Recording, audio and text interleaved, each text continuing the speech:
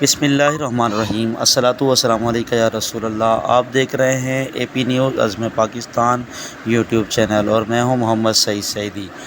آج ہم آپ کو بتا رہے ہیں شہید وطن شہید ظہور الحسن بھوپالی صاحب کے مزار پر دی گئی حاضری کے متعلق۔ یہاں پر ان کی برسی منائی گئی اور ان کے مزار پر سابق وفاقی وزیر سربراہ نظام مصطفیٰ پارٹی سرپرست اعلیٰ المصطفیٰ ویلفیئر سوسائٹی حاجی محمد حنیف طیب، سابق MNA باجی قمر النساء قمر، غلام حسین پیرزادہ، سلیم حسین، قدیر شریف، عباس علی، اعجاز علی نوید، صوفی محمد حسین لاکھانی، انجمن طلبہ اسلام کے کراچی کے فائنانس سیکرٹری احمد واؤڈی والا، JUP کے رہنما عبدالوحید یونس سمیت دیگر عمائدین شہر نے مزار شریف پر حاضری دی اور فاتحہ خوانی کی گئی۔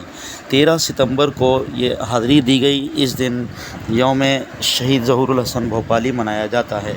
اس معلوماتی بات میں آپ کو یہ بھی آگاہ کریں کہ جو کراچی کا لائنز ایریا ہے اسے شہید ظہور الحسن بھوپالی صاحب کے نام سے ہی موسوم کیا گیا ہے، مگر عوام کے ذہنوں میں ابھی تک لائنز ایریا ہی پکارا جاتا ہے، جبکہ اس کا اصل نام گلشن ظہور ہے، جو کہ شہید ظہور الحسن بھوپالی کی خدمات کے عوض رکھا گیا۔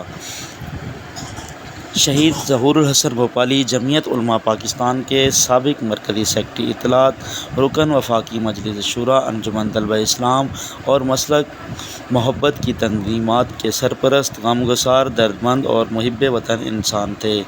ان کی زندگی پریوں کی کسی دیس کی کہانی لگتی ہے۔ سندھ کا مقبول ترین اور سیاسی طور پر طاقتور ممبر سندھ اسمبلی، جس نے ساری زندگی سادگی اور عجز کے ساتھ گزار دی، جسے دنیاوی عیش و عشرت کی کوئی تمنا نہیں تھی اور اس کا گھر اسی تنخواہ پر چلتا تھا جو اسے بطور ممبر ملتی تھی، جبکہ سچ بات تو یہ ہے کہ اگر وہ چاہتا تو موجودہ دور کے سیاست دانوں کی طرح دولت کے انبار لگا دیتا، مگر پھر اسے کون یاد رکھتا، اور اس کی شہادت کے اتنے سالوں بعد بھی کون اس کے لیے آنسو کے انبار لگا دیتا۔ میرا اشارہ یہی انہی الفاظ کے ساتھ میں سندھ کے مقبول اور مشہور ممبر اسمبلی شہید ظہور الحسن بھوپالی کی جانب ہے، جن کی برسی 13 ستمبر کو منائی گئی، اور یعنی کہ ان کی شہادت کا دن ہے یہ۔ شہید ظہور الحسن کی بھوپالی کی زندگی جدوجہد، انتھک محنت اور عوام کی خدمت سے تعبیر تھی۔ انہوں نے معاشرے میں اپنی پہچان اپنی ذہانت اور محنت سے بنوائی۔ وہ ایک متوسط طبقہ سے تعلق رکھتے تھے اور جمعیت علماء پاکستان کے ایک متحرک لیڈر ہونے کے ساتھ انہوں نے اپنے زندگی کے آخری سال میں استحکام پاکستان کونسل کی بنیاد بھی رکھی، جس کے وہ سرپرست اعلیٰ تھے، اور انہی کے مزار کے ساتھ یہ جو آپ مناظر دیکھ رہے ہیں یہ بنیادی مسجد کے ہیں۔ یہ مسجد ان کے مزار سے بالکل متصل ہے۔